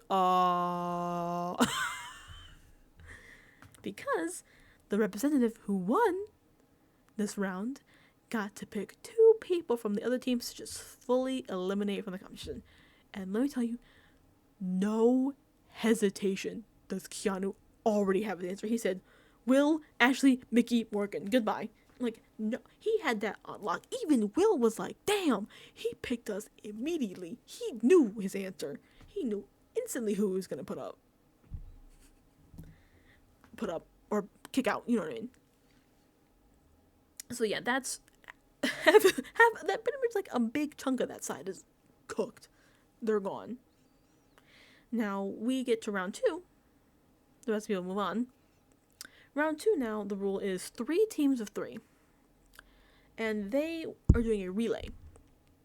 So one person will go push one button, come back. The next person goes, another button, comes back. The third person goes, pushes the button, comes back. And then somebody has to do a repeat run to go push another button, then come back. Whoever does the fastest wins. And moves on. Now, the division of the teams. The second they say, get into your teams, Rachel Riley, I love her so much, fucking runs to Keanu, locks his arms, and is like, I'm on Keanu's team. Keanu's like, no thank you. And Rachel's like, nope. Keanu does not want to be on Rachel's team. He does not want to work with Rachel in the slightest. Rachel will not let this man go. He's trying to pick other people. He had his arms around like Riley and Vince. He's like, I want to take my old team. And Rachel's like, nope, you're with me. So he has no choice. He is forced to be with Rachel because she will not leave him alone. She's like, I'm on your team. And she's like, and she's in the diary room. She's like, either I get to sabotage him or he's going to carry me to win this HOH. So I'm on Keanu's team. So the teams again, I haven't written down because too many names to remember. Team 1 for round 2 is Kelly, Ava, and Catherine. Team 2 is Keanu, Rachel, and Vince. And Team 3 is Jimmy, Zach, and Riley. So we start with Jimmy, Zach, and Riley, who run it. And they do it in 56.75 seconds. The other 2 teams, Keanu's team goes second. Keanu, Rachel, and Vince. And I was thinking, alright, Rachel's gonna fuck this up so Keanu doesn't progress. She's gonna throw it. Rachel does fine. Here comes Vince, who's like, I'm a skateboarder. I have great balance. Wobble ankles McGee here keeps falling off. So they time out. By the time Keanu gets to his run for the buttons, they time out. We get to Team 1. Kelly does a run. Fine. Here comes Ava. I don't know. They sent Ava first before Catherine which is fine. I don't think Ava would have done well regardless. Ava does about as well as I would do. Constantly falling. She falls off, I think, the entire time. So they time out as well. So, group 3 moves on to the final round. So it is now Zach versus Jimmy versus Riley. The final round is just a standard beam. Go push the buttons the fastest. Fastest person wins. Zach goes, he improves his time from the first round from 34 seconds to, once again, I wrote down the times, so I don't remember it off the top of my head. 24.75 seconds. Pretty good. Pretty good. Jimmy doesn't times out. he's okay. He times out. He can't move as fast. Riley. Maniac. 17.62 seconds. He flies through this thing. And can you believe it? I didn't want to believe it when I woke up at 3 a.m. on Friday morning, disoriented with a disturbance in the force. I'm like, what is this feeling? And I picked up my phone and saw Riley HOH. I was sick to my stomach. I was like, oh, great. Riley, so excited. Nobody's more excited than Keanu. Keanu literally jumps into his arms. They're screaming. They're let's go and welcome back Casey Clark. Let's go. I'm the HOH. I'm moving in the night. Hype. Everyone's like, oh boy. All of us watching like, oh boy. Rough week we got. And at this point, I'm like, someone save Catherine. Poor Catherine. Because this man is a menace to society who will not leave her alone. But Riley's HOH, everyone's like, yay! And Rachel's like, I'm fucked. The whole side is like, uh-oh, that's not good. So, he's immediately off to celebrate with Keanu in the side room. And Keanu's like, who are your noms? What are you thinking? Immediately, doesn't even really hesitate. Riley's like, Mickey Morgan, Ashley. That's what I'm thinking. He says this as well. No, he doesn't him says that. He says, you know what he says? Keanu says to him, I think Ashley or Mickey has the power. I think we could flush that final power this week. Right? It's like, hell yeah, let's flush this final power. Oh boy, let's flush it, alright. So Keanu goes to talk to Vince, Zach, and Jimmy. And they're like, what's he thinking? Do you know what he's thinking? And he's like, probably he didn't really give me a solid answer. Probably because he doesn't trust Vince and Zach anymore. But he kind of does still tell him, like, it's pretty much Ashley, Mickey, Morgan. And they're discussing the power as well. And they're like, yeah, probably Mickey or Ashley has that power. I believe even Jimmy's like, I'm pretty sure it's Ashley. Now, Zach. I have a lot of conflicted feelings about Zach. I gotta give it up to him for this one. He sits there with... I'm looking at my list because I have to remember all the people who are in these groupings because there's a lot of people talking. It's him, Mickey, Morgan, Ashley, and Lauren. And he's like, listen, Riley's saying your name. Riley's gonna put you guys up. He thinks you guys are too comfortable. Which is crazy. And they're like, comfortable? Too comfortable? What? So Mickey is like, uh-oh. Ding, ding, ding. Alarms are going off in the back of her head. She knows she's in danger. So she has her HOH interrogation power still locked and loaded in her pocket. And she's like, I could use it this week. I could use it. Because if I'm going up, I'm in trouble. If Morgan and Ashley are going up as well, that's bad news bears. So she goes to talk to Morgan because Morgan is the only one, at least to Mickey, that knows that she has the power. Little does Mickey know that that Zach pretty much heard her get the power and has been kind of like spreading the word a little bit. Like, I think Mickey might have it. I don't know. She's trying to talk to Morgan. Keeps getting interrupted by Ashley coming in. So they finally do get a chance to talk alone. And Mickey's like, I think I have to use it. Because if he's going to put us up, I have to use it. Because I'm not going to use it when we go home. That'd be stupid. We waste. So they're like, but we need help. Because if he thinks it's me, it's game over. So they recruit my mother, Rachel Riley. Mickey's like, come here. They put Rachel Riley. I keep... Them putting a Riley with Rachel Riley is messing me up. But they pull Rachel into the storage room, and Mickey says, listen. Well, Mickey does. He's like, listen. I have the power. They don't show her fully explaining it to Rachel. I'm assuming she does. But she tells Rachel, Riley's going to have a chance to interrogate everybody for 3 minutes each. I need you to act. I need you to sell this, that you have it. And Rachel's like, say no more. As the recurring background star of Bold and Beautiful, I can act for you. And I'm like, period. Thank you, Rachel. She's so good. I love her. I'm like, she's like, what'd she say? She's the bikini waitress.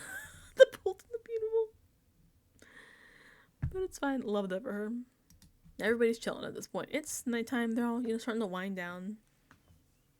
Boop, boop, boop, boop. Here come the sirens, and the HOH interrogation power has been activated. Blah, blah, blah.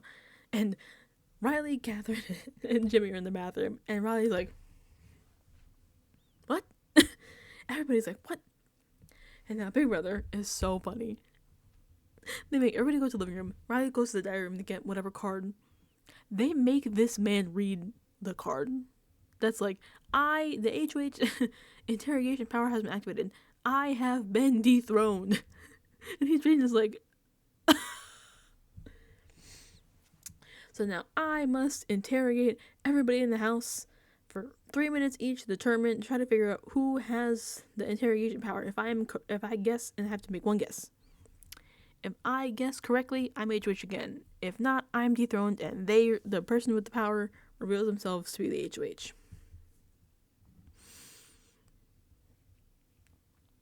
If you can believe it, he's not happy. He is really pissed. He's livid. He's like, fess up. Whoever, he's standing there. He didn't even go to do the interrogations up in the HOH room yet. He's still standing there like, fess up. Whoever has it, fess up, and you're safe. But I'm pissed. He's like, you're messing with me. You're messing with my family time. Blah blah blah. Cause you get your letters and your pictures and things like that. Do you think CBS would have put pictures of his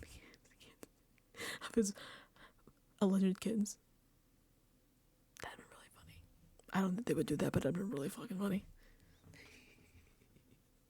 But Riley's pissed the fuck. He's livid. He is like, he's like, you don't know what you're messing with. He's stomping up. He's pissed, furious, and they're like trying to like. They're all downstairs trying to guess who has it, because obviously there's people they've ruled out. Obviously Keanu, Kelly, Jimmy don't have it. Keanu and Kelly already used their powers. Jimmy won the HOH that time. He didn't get a power because he was sitting there. They know he didn't get a power.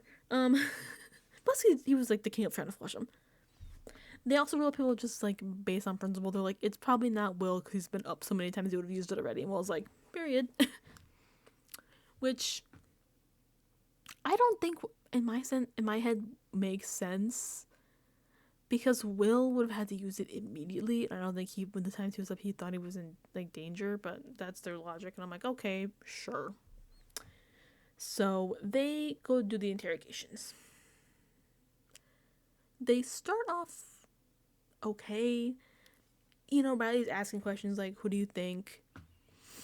And he gets some answers. Vince does his little run around. I don't know, maybe Vince. Vince has to do his whole little, I don't know, maybe it's this person, but I don't know. But he throws out, Morgan, Ashley, and Rachel. He's like, I think it's one of them three, but I don't know, I don't know for sure. Maybe one of them, maybe Vicky, maybe Ashley, I don't know. Lauren throws out Mickey, excuse me. quite a few people. It's pretty much, the house is pretty much naming Mickey and Ashley, and occasionally they'll toss in a third name. Rachel, trying to be the actress here, is up there like, do you think it's America? What if it's America's vote? Riley's like, why would it be America's vote? It's like, gonna be HOH. And then we get to Ashley, who does not know, I believe does not know that Morgan had the power. So this is just Ashley, the queen of not being self-aware. Who's up there like, oh my god, I don't know. As it, Riley's like, do you know?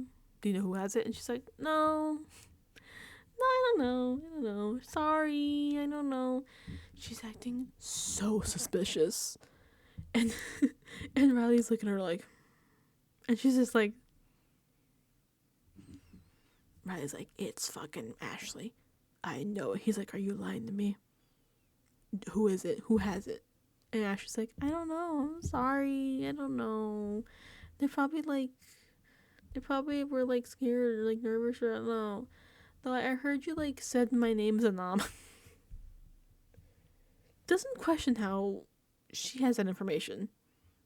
Or I think he does. He might, but he's like, how'd you know that? She's like, I don't know. I love Ashley. Honestly, I've been up and down with Ashley, but this is so funny because she doesn't know. They didn't bring her on the plan. So she's just like, I don't know. Sorry. So he's immediately like suspicious of her. And so pretty much after that, okay, I was like, it froze so much I couldn't tell if it was coming back. Okay. So pretty much any interrogations he has after that, he's not even interrogating anymore. He's just pretty much being like, I know it's Ashley. He's just complaining about Ashley. And speaking of complaining about Ashley goes back downstairs. And you know Ashley cannot read a room. Ashley's like, la la la. They're like, how'd it go? She's like, oh, it was fine. And Catherine. Now, I know the house doesn't really like Catherine that much. And I'm like, wow, I wonder why after this. Because Ashley, no self-awareness. Just like, I think Ashley usually just like kind of cheesing it regardless. But Catherine's like looking at Ashley smiling from across the other couch sharing her. And she's like, so are you just happy it's been a really shitty day for him now? Or are you just uncomfortable? And everyone, and you can see Mickey's gonna go next to her. And everyone's kind of looking at Catherine like, and Rachel's like, excuse me? And even Ashley's like, what? She's like, I'm just here. So Rachel Riley, she don't play. If you have something to say, she's gonna say it right back. And of course she immediately jumps to Ashley's defense. And she's like, that was pretty rude, Catherine. And she's like, well, I'm talking to Ashley, not you. She's a girl, she can speak for herself. So they're tussling. Bless her heart, I love Rachel Riley so bad. She is not great at fighting or arguing, because she tells Catherine, sit down. Catherine, whose ass is on the couch, is like, I am sat. And Rachel goes, maybe you need a timeout. I love Rachel Riley. It's just so funny. It was so funny. This is like so unnecessary. Catherine, like, you should have just sat there, man. Like, it's Ashley. Ashley can't read a room. Like, she's notorious, like, even amongst, like, people watching, like, she just cannot read a room. Like, she says some things that are, like, so out of pocket, like, out of nowhere. Like, why are you saying that? Read a room. Read the room. Read the vibe. Self-awareness. So, obviously, she's not self-aware enough to be, like, to not realize she's, like, la la la la la la la. Like, that's just Ashley. That's just how she is. In the house, at least. I don't know how she is IRL. Maybe she's a little aware. Maybe she's playing it up. I don't know. But Ashley, who has unintentionally masterminded this whole thing now, has convinced Riley it's her, based on how weird and suspicious she was acting to him. That he's like, it's Ashley. I got her clocked. It's Ashley. So he finishes his interrogations after complaining to all his following interrogations, including Mickey. Mickey's like, I didn't have to say anything. I just kind of sat there and he complained and talked to me. And I was like, yeah. She said, I just sat there, it was quiet. He didn't really ask me any questions. He just kind of talked at me. And that's good for me because he's not going to guess me now because he didn't ask me a single thing. He was so locked on complaining about Ashley. So they wrap up the interrogations. He comes downstairs. He goes to their room to obviously confirm his guess because they're not going to let him say whatever. He comes out and he's like, okay, I have made my guess. I think the person who used the power is Ashley. And Ashley's like, smiling. I'm like, okay. So Riley goes, all right, if you, the HOH interrogation person, please stand up. And Morgan, I keep saying Morgan, Mickey. And Mickey stands up and Riley is pissed. And Catherine goes, I knew it. No, you didn't. No, you didn't. Because even she was talking to him like, it's Ashley. She's like, I knew it. You didn't know shit. Shut up. So Riley is instantly furious. He's like, so you lied to my face. She's like, you didn't ask me. He's like, you lied to me. She's like, you didn't ask me. So they're going back and forth. He's like, this is my HOH. Why would you take it from me? Why would you take my HOH? And she's like, it's a game. This is Big Brother. It's not personal. And he's livid. So they make him, CBS, this is so funny. They make him have to keep reading the cards now. Like, so I have been dethroned from my HOH and now Mickey is the HOH. He has to take the key off of his neck and put it on Mickey. You couldn't write this. Now let me tell you something. That morning, this happened because this was late. Like I woke up that night like 3 a.m. and Riley was HOH. The feed had like literally just come back like minutes before, or like minutes after I woke up. Like right pretty much when I woke up. Like there's something. I don't remember how long it took from Mickey to use it. I think by the time I woke up at 5:30, the feeds had gone down because Morgan used to. Because I keep saying Morgan because I'm looking at Morgan. I keep looking right at Morgan because Mickey used her power, and it was after about 2.5 hours, maybe about that, and it came back to Mickey HOH, and that was truly one of the moments where like you had to be there. The high we were on, we were living the dream. We were high, like, on joy. Fun fact, if you don't know, about a week before this all happened, somebody on Blue Sky, BB Feeds Fairy, I believe, is paid an Etsy witch to curse Riley because everybody hates him outside of the house. So he had the demon Asmodeus on him. And so we were all like, Asmodeus is not working because he won HOH. We were like, what is happening? What happened to our Etsy witch? And then when he gets wrong, mind you, so many people in that house knew it was Morgan. It was Mickey. I keep saying Morgan. But like so many people knew it was Mickey because Zach told a lot of people like I think it was Mickey. I almost said Morgan again. I think it was Mickey because I heard Mickey's voice during the competition next to me when I was by the power thing and it went up. So many people knew or at least suspected it was Mickey. But of course, Riley, idiot, has to listen to Keanu, who is delusional and lives in his own fantasy world. That it's Ashley. And then Ashley, miracle worker on accident, just acts so Ashley and just susses him out so bad that he guesses wrong. We were like, oh my god, what a miracle. What it was like a high. We were like, it was so good. It felt so good. It was like, I couldn't even begin to describe it, how good that felt that morning. I was at work like this.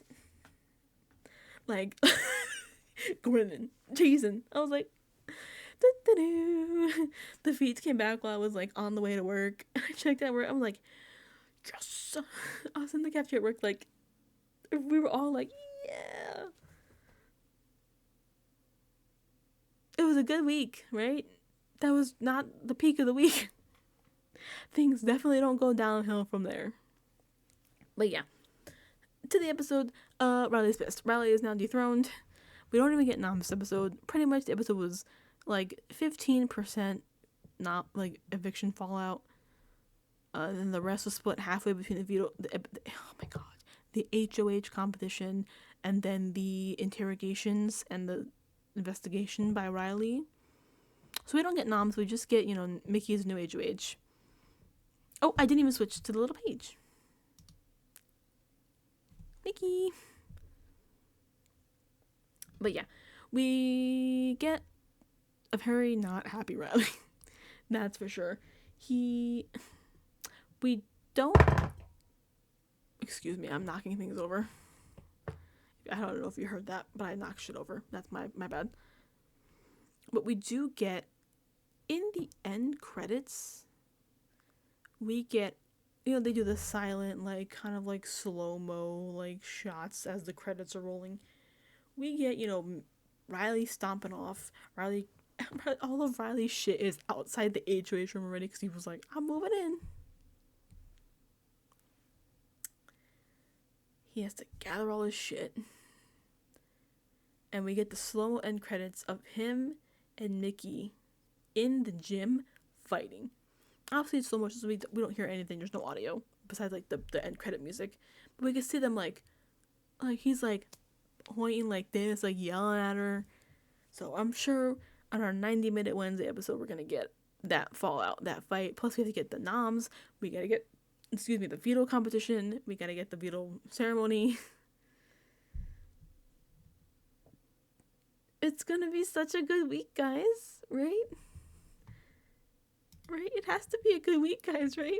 We were so excited when we came back from the feeds and Mickey was HOH. It's a good week, guys. Right? We're so hopeful. Actually, guys, it's the end of the season. This is the end. This is the season finale. It was what a great way to end it. Nothing bad could possibly happen this week, right? Only good moves and very smart gameplay. Nothing else. I'm like trying to. Oh man. But yeah, that's what we got from the episode so far. Like I said, I'm stressed. Forgive me. We got our Wednesday night and Thursday night episodes coming up with pretty much the entire week packed into Wednesday. Noms, veto comp, veto meeting, and Wednesday and Thursday is our BB Blockbuster and Libo and Eviction. Which I'm sure is gonna be interesting.